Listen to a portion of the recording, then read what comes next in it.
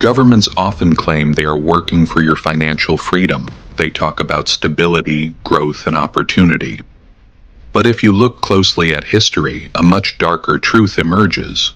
Governments have long used hidden financial tactics to keep ordinary people struggling while consolidating wealth and power for themselves. The shocking part: these tactics aren't new. They've been recycled for centuries, dressed in different packaging, given new names, but the goal remains the same: transferring wealth upward and keeping the majority dependent. Let's start with the oldest and simplest trick: inflation. When a government spends more than it collects in taxes, it faces two choices. It could openly tax its citizens, which is politically risky, or quietly debase the currency, reducing the value of every coin and note in circulation. Ancient Rome mastered this tactic. In the 3rd century AD, emperors facing military expenses started lowering the silver content of the denarius. A coin that once contained almost pure silver eventually became mostly copper, with just a thin silver coating. To outsiders, it looked unchanged, but those holding the coins paid the price. Inflation surged, savings evaporated, and wages couldn't keep up. This was a silent tax on the population, a trick still used today, now via central banks instead of imperial mints. During the Middle Ages, another version appeared: forced loans. Monarchs in England, France, and Spain routinely leaned on wealthy merchants and guilds to lend money to the crown. Refusal wasn't really an option. Fines, confiscation, or worse were the consequences. Repayment, when promised, often came late, in devalued currency or not at all. Governments maintained wars and palaces while merchants had little choice but to surrender their capital. Coercion was disguised as patriotism or duty, and it worked for centuries. By the 17th century, the financial system itself became a trick. When Britain created the Bank of England in 1694, it wasn't charity. The government needed funds to fight France. Wealthy investors bought government bonds, receiving interest guaranteed by taxes. The public paid the price, through duties on everyday goods like salt, beer, and cloth. The wealthy earned secure returns, the poor carried the burden. It was wealth transfer masquerading as national finance, and it cemented a pattern still alive today. The safest investments in the world are lending money to governments, funded by the labor and consumption of the masses. In the modern world, the tricks are everywhere. Take deficit spending. Governments rack up massive debts, issuing bonds bought by investors, banks, and foreign powers. Politicians tell the public it's for infrastructure, jobs, or social programs. But much of it flows to defense contractors, corporate subsidies, and bailouts. When repayment comes, governments rarely cut spending at the top. Instead, taxes rise, currency inflates, or social benefits are slashed. Debt appears to be for the people, but the burden lands on their shoulders, while profits go to bondholders. Then there are bailouts. During the 2008 financial crisis, banks took reckless risks, bundled toxic mortgages into securities, and nearly collapsed the global economy. Who paid? Ordinary taxpayers through government bailouts. Who benefited?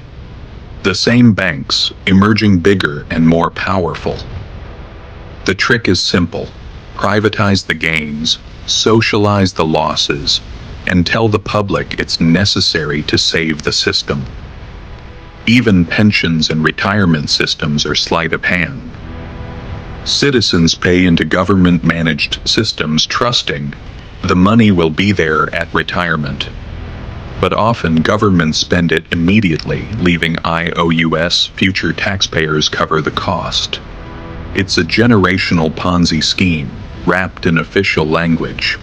And when populations age or the system becomes unsustainable, governments reform it, reducing benefits, raising retirement age, or inflating payouts away. Notice the pattern. Perception is everything. Inflation is growth. Forced loans are duty. National debt is investment. Bailouts are stability. Pension cuts are reform. The language masks the reality. Wealth is transferred from the many to the few, bottom to top. History shows this works because most people don't study economic history or financial systems. They don't see the trap until it's too late. Recent decades made these tricks even more sophisticated. Consider quantitative easing, a term most never heard before. The 2008 crisis. Central banks created trillions from thin air, buying government bonds and mortgage-backed securities to stabilize markets. The system survived, asset prices soared, but who owns those assets? The wealthy. Average households gained little, while inflation and rising costs hit everyone else. The trick: money creation saved the elite while fueling inequality. Another subtle trick is stealth taxation. Instead of raising income tax, governments use sales taxes, fuel duties, and inflation. Rising prices faster than wages act as hidden taxes, eroding real purchasing power. Inflation isn't a bug, it's a feature. Regulatory capture works similarly. Regulations appear protective, but powerful industries influence rules to their advantage. Railroads, oil, tech, finance, all shaped regulations to favor themselves. The public sees protection, insiders see profit. War finance is another old trick in new clothing. In both world wars, governments issued bonds, presenting them as patriotic duty. Ordinary citizens paid, wealthy investors gained.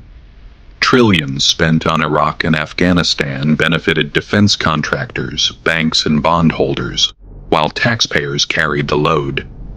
Complexity itself is weaponized. Tax codes, budgets, and financial instruments are so convoluted that ordinary people cannot track the flow of money. Complexity becomes camouflage. Ancient Rome's debased coins were visible signs of trickery. Today, it's buried in spreadsheets and acronyms. Why does this matter? These tricks are alive, accelerating, and global. Inflation eats savings. Debt grows. Bailouts remain default responses. Central banks manipulate money supply, while costs are quietly passed to the public. The system keeps you working harder for less, while financial elites get richer. History teaches us these tricks always return. Rome debased coins, monarchs forced loans, modern states inflate and borrow, households bear the burden. Different ages, same mechanisms. Most people never escape because they don't realize they're being played. They accept inflation, taxes, and bailouts as natural, trusting government messaging over history. Financial education is resistance. Economic history is a weapon. Recognize the tricks, and you're harder to manipulate. Look beyond headlines. Understand who profits from stimulus, inflation, or regulations. Build wealth and assets that retain value when currency fails. Never assume the system exists for you. It exists for itself. The same financial tactics that kept Roman citizens broke are still draining your bank account today, just in modern clothes. The difference is whether you recognize them in time. If this gave you a new perspective, hit subscribe. History has the answers, and I'll show you where to look.